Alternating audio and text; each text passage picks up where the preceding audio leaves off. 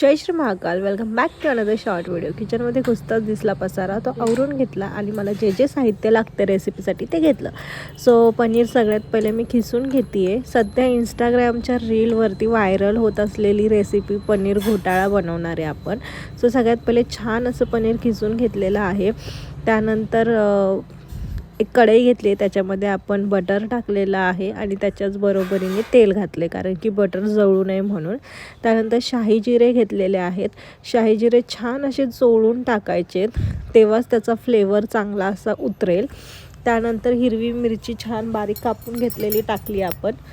लालसर असं परतवून घ्यायचं आहे. हिरवी मिरची आणि जिरे छान परतल्यानंतर त्याच्यामध्ये आपण जी आलं लसूण पेस्ट केली आहे ती टाकणार आहे. ती पण छान अशी लालसर परतवायची आहे. छान परतून झाल्यानंतर आपण त्यामध्ये कांदा घालायचा आहे. कांदा पण लालसर परतवायचा आहे. जर कांदा लालसर नाही परतवला तर तो कचकच लागतो भाजीमध्ये. त्यामुळे लगेच टमॅटो घालून ते पण मऊ होईपर्यंत परतवायचे. त्यानंतर काही बेसिक मसाले घालायचे, जसं की हिंग, त्यानंतर लाल तिखट. हिंग हे पोटासाठी चांगलं असतं त्यामुळे.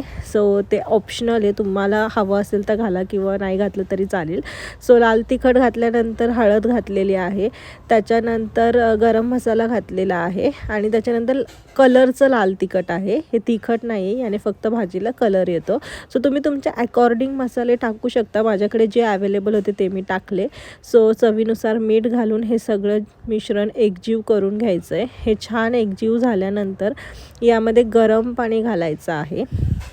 गरम पाणी याच्यासाठी की गार पाणी घातल्यानंतर त्याची जी टेस्ट आहे ती बॅलन्स नाही होणार, त्यामुळे so as it is taste ठेवण्यासाठी गरम पाणी घालायचं आहे. त्यानंतर आपण जे किसून घेतलेलं पनीर आहे ते घालायचं आहे. तुम्ही बघू शकता आता हे सगळं किती घट्ट झालं आहे. परत गरम पाणी घालायचं, छान असं परतवून घ्यायचं आणि मग याच्यामध्ये चीज खिसून टाकायचं आहे.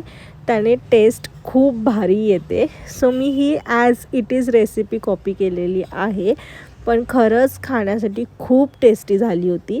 सो मस्त हिरवीगार अशी कोथिंबीर वरून घालायची आहे. सगळं एकजीव करायचं. आय होप तुम्हाला ही रेसिपी आवडली असेल तर प्लीज एक लाईक करा आणि कमेंट करा तुम्ही ही रेसिपी ट्राय केली आहे का.